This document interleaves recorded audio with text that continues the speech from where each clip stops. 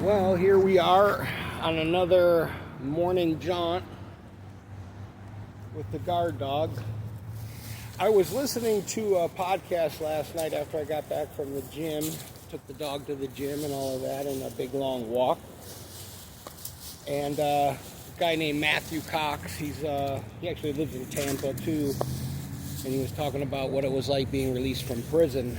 And he started tearing up, when he was telling the story of leaving, because you make a lot of, you're surrounded by these people day in, day out, whether, and you do make friends in prison, and I worked at a prison, and it just kind of made me think about some of the stuff that even after 20-something years ago, I still got my correctional officer ID, and, I was thinking of some of the interesting people that I met. I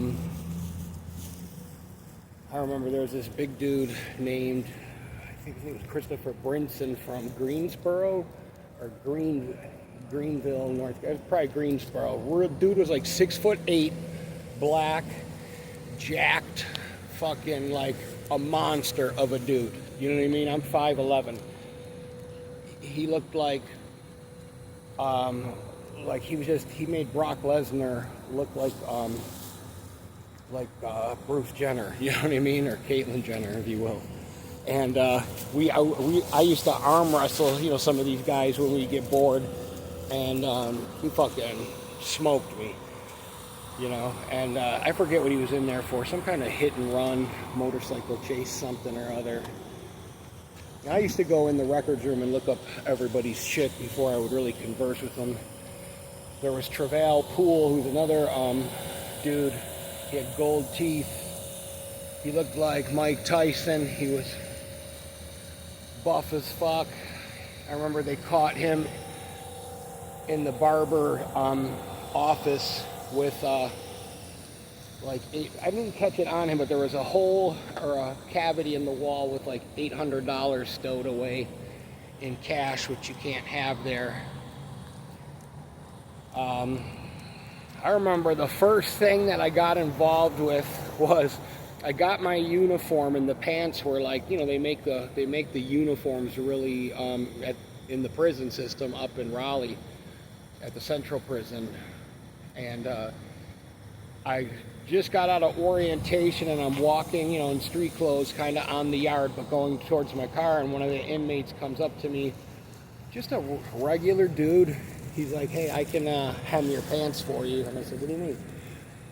He goes, "I overheard you talking in there that they want you to, your pants are too long, and you just take them to an alteration." Well, we do alterations here for, I can do them for you. And I said, "Really?" I said, "Yeah, wouldn't I lose my fucking job? I just started working here." And he goes, "Yeah, you'd probably lose your job. If they caught you with, if they caught me with your clothes, or, but I wash all these clothes so I could, we bring in new uniforms all the time, and I'm the one that unloads the truck. So if you want to leave them in a garbage can, mark on a permanent marker on the inside of the leg where you want them cut, and I'll measure them all and cut them for you." And I said, "For how much?" He's like, "Give me $5. I'll have them done for you tomorrow when you come back, and I'll leave them back in that garbage can under the bag." And I was like, fuck. I was like, man, I got to drive all the way across town to Shipyard Boulevard, go in there. I don't even know, whatever. I want to go to the gym tonight. I want to go down. I think I had to work. I was a bouncer. I said, "Yeah, all right, man, I got you." So he took care of it. That was the first act of, that was my first misconduct. That obviously never came into play or anything, but I used to give inmates money to nothing really eventful that I can think of off the top of my head, but inmates would come up to you. It was set up like a big yard like this, right? And it was an old army barracks, so there'd be dorm 1, 2, 3, 4, and dorm 5, and command post would be, or central would be right there, and then the command post would be out there. And there was a dude named Fatty. He's from Durham, North Carolina. Real short, lovable black dude. They used to sell hair on, as he called it. And he was just such a lovable fucking dude. Like, the dudes that were in there were so fucking, like, much, not all of them, but were so much more interesting than the people I worked with. A lot of the people I worked with were just fucking losers that, you know, they didn't have control of their lives. Their woman ran the show at home. They would be watching Desperate Housewives probably, and they wouldn't say shit if they had a mouthful of it, but inside, they acted like they were, you know, they lived this fantasy life. Well, I was already secure with my fucking shit, so I didn't need to go in there and, you know, rip people's lockers apart and write up reports. I think I wrote a report one time on somebody. I found a dude with condoms under his bunk, wrapped up in like a magnet. I forget how he, but I'm like, you know, I'm searching his locker. He's sitting in the chair watching me, and I'm like, bro, you got like 12 condoms. All them aren't mine. And I'm like, well, they're on your, you know, oh, well, it came like that. And I said, all right, well, you can say whatever you want, but I'm writing this shit up, you know. And I'm like, what do you need condoms for, you know? He's like, I don't know, man. I'm not gay. I'm like, I'm not saying you're gay. I'm just asking, what do you need them for? You know, like, I'm just trying to think in my head, like, what could you do with them? Like, smuggle stuff, or, you know, like, put shit up your ass and whatever. You know, I'm not even inferring that you're gay, but there was a lot of, gay shit. That there's a lot of dudes in prison that they say are gay for this day. There's a lot of dudes that, I remember this one dude, I just never liked him, right? I can't remember his name, but I remember him going to visits to see his wife and his kids, and he would be, you know, servicing some of the punks that were in there for, you know, giving them money or whatever for, you know, sexual favors. And I had caught him one time. I had walked in the bathroom. Probably I ended up having to work. There's like a bubble system where if somebody calls in and I'm working, now I have to stay for the night shift, which is 5 p.m. to 5 a.m. So I already worked 5 a.m. to 5 p.m. Now I'm staying another fucking... So you always bring, you know, stuff and da-da-da-da-da, you know. But I remember walking in the bathroom. You know, once they go to bed, they're in this fucking idiot with a fucking upside down cross with fucking 3 dots, like they're some kind of fucking cryptic artist. Was it at night or was it in the day? I'm trying to remember. But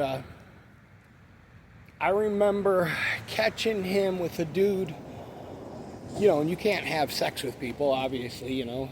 And I remember he was standing in the bathroom, like going to the bathroom, but he was just like looking at me weird when I walked in, because you would walk into their bathroom and, you know, look around, search the thing, and, or, you know, just, I'm just taking a piss, you know, or sometimes you would take a shit, or you could get relieved and go take a shit somewhere else, you know what I mean?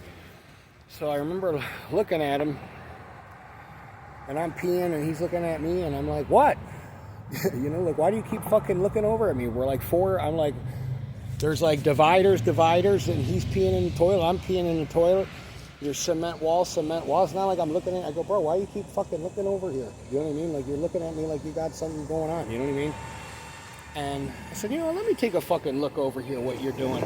And there's this dude, like, standing, or, you know, on the toilet, like he was getting ready to, you know, service him or whatever. And I said, are you here on your, you know, like, are you here under duress? Are you, like, being forced into this?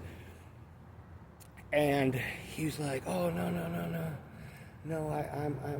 you know, he's my, and he's like, I'm not his boyfriend or something. And I just remember going, yeah, well, you know, you guys, you know, can't be fucking having relations here. You know what I mean? Like, whatever, go find something else. So later on, he gets caught with another dude, right? But like trying to force him into doing something. So I don't know if he was forcing that dude into whatever. I remember I had this old ass white power dude. He's probably like 65 years old, and I'm like 25 years old. I'm pretty good shape. And it's Saturday morning, it's like 7 o'clock, all the doors are open, 7:30, they're cleaning, everybody has to be out of the dorm, and he goes, hey man, I ain't got nobody out there, helping me. And I said, okay. I said, well, you can't come in here right now, the dorm's closed, and I'm just sitting behind the desk reading like a Maxim magazine. He said, no man, I don't think you understand what I'm saying. I go, no, I don't understand what you're saying. You don't have anybody helping you, and that's, unfortunate. A lot of people are in that same situation. He's like, no, you're gonna bring stuff in and put money on my books. I'm gonna give you my information, some of my kin or something. He said, and I said, wait a second. What do you mean? I'm gonna start paying for your commissary? For what reason? Why would I do that? I mean, if you want me to buy you a soda or something, or like a fucking Snickers bar or something, 50 cents, I got you. He's like, no, I need like money. And I said, yeah, well, you get on work release, you can start making money. He's like, no, man, I'm saying that you are gonna fucking start, taking care of me, and you're gonna start. I go, oh, you're shaking me down. I go, oh, you're shaking me down. I go, man, I go, bro, I don't know if you need your fucking prescription on your glasses updated, but do I look like somebody, bro? You're 70, 65 years old. Maybe that shit worked when you were in your 20s. I'm not buying you shit, and furthermore, like in the nicest language possible, get the fuck out of my dorm. 1, 2, don't ever approach me like I'm nothing to worry about. I go, I'll have you fucking, I'll have you locked up in segregation and shipped off this place, and you've been, you don't want to get shipped off this area. You know what I mean? Like you've already been through all these other shitty, you got a lot of, don't ever approach me in a way where you're like threatening me. You're not even threatening to me, but you're trying to threaten me.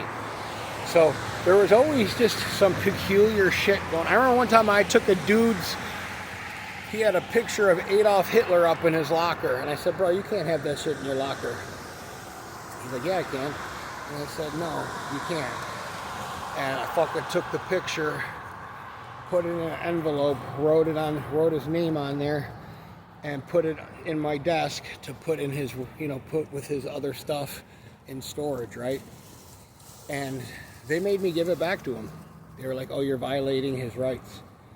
And I said, I'm violating his rights. I said, wow, this is crazy. But trying to think. So Joseph Pipkin was a cool dude. I would really like to see if he was still alive. Like, that was the worst, I remember they shipped him off the yard. They shipped him off the place to another unit in like further up north.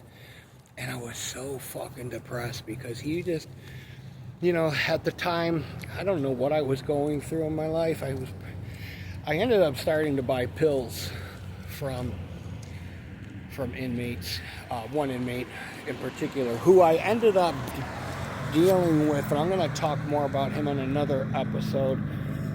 I ended up doing his dad's pest control. He came from a really awesome family up in Topsail. They owned a restaurant up there and like a little art gallery. And,